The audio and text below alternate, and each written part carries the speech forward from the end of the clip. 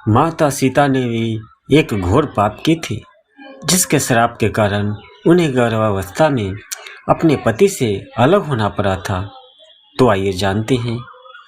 स्वागत है दोस्तों हमारे चीकू निकी चैनल पर। माता सीता ने भी एक घोर पाप की थी। दोस्तों, सनातन धर्म ग्रंथों में बताया गया है कि बुरे कर्मों का फल हमेशा बुरा ही मिलता है, चाहे वह इंसान हो या फिर ईश्वर। इसका उदाहरण माता सीता है, जिसका जिक्र रामायण में किया गया है। कथा के अनुसार माता सीता को एक तोते का श्राप मिला था, जिसकी वजह से उनको भगवान श्री राम से अलग रहना पड़ा था। कथा के अनुसार माता सीता बाल्यावस्था में अपनी सहेलियों के साथ बगीचे में खेल रही थी। बगीचे में एक तोता का जोड़ा पेड़ पर बैठा था। तोता का जोड़ा भगवान राम और माता सीता के बारे में बातें कह रहा था।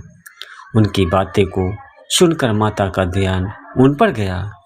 माता तोता बोल रहे थे कि अयोध्या में के राजकुमार राम काफी प्रतापी राजा होंगे, उनसे माता सीता का विवाह होगा। तोते के मुख से भाभी पति का नाम सुनकर माता सीता को अचंभित हो गई। उन्हें अपने बारे में और जानने की इच्छा जागृति हुई, इसलिए उन्होंने अपनी सखियों से कहकर दोनों पक्षियों को पकड़ लिया।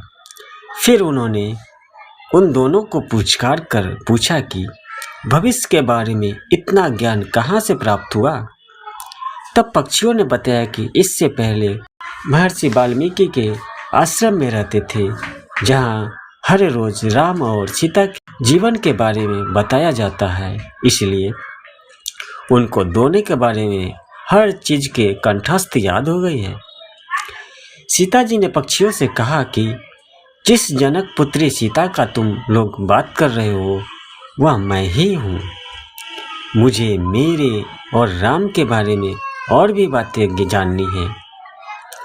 तब नर तोता ने कहा कि हे सीता, आपका विवाह अयोध्या के राजा दशरथ के ज्येष्ठ पुत्र राम के साथ आपका विवाह होगा और आपकी जोड़ी तीनों लोकों में सबसे अद्भुत होगी।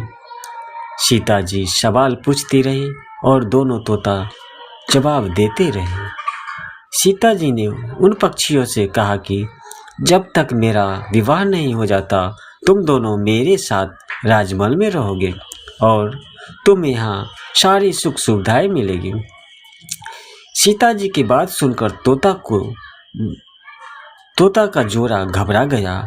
तब नर तोता ने कहा, हे जनक पुत्री, हम गगन के पक्षी हैं, इसलिए पिंजरे में बंद रहकर जीवित नहीं रह पाएंगे, इसलिए हमको आज़ाद कर दीजिए। तोता ने इसलिए बहुत याचना किए। सीता जी ने नर तोता को छोड़ दिया, लेकिन मादा तोता को नहीं छोड़ा और कहा कि यह मेरे साथ रहेगी। नर तोता ने कहा, मेरी पत्नी गर्भावस्था में है, इसलिए ऐसे समय पर उसको जाने दे। हम दोनों एक दूसरे का वियोग सहन नहीं कर सकते, इसलिए आप मेरी पत्नी को जाने दें। लेकिन सीता जी ने उसकी एक न सुनी। इस पर मादा तोता को बहुत गुस्सा आया और श्राप दिया कि जिस तरह तुमने गर्भावस्था में मेरे पति से मुझे अलग कर दिया है, वैसे ही गर्भावस्था के दौरान तुमको भी पति वियोग सहना पड़ेगा। इतना ही कहते ही मादा तोता ने अपने प्राण त्याग दिए। मादा तोता के प्राण त्यागने के कुछ समय बाद नर तोता के पत्नी वियोग में प्राण चले गए। इससे माता सीता को बहुत दुख हुआ, लेकिन तब तक बहुत देर हो चुकी थी। वही तोता अगले जन्म में धोबी के घर जन्म लिया और माता सीता के चरित्र पर उंगली उठाई थी, जिसके बाद भगवान राम ने सीता को गर्भावस्था के दौरान त्याग कर दिए थे। दोस्तों, यह कहानी आपको कैसी लगी, हमें एक प्यारा सा कमेंट करके ज़रूर बताएं। जय श्री राम।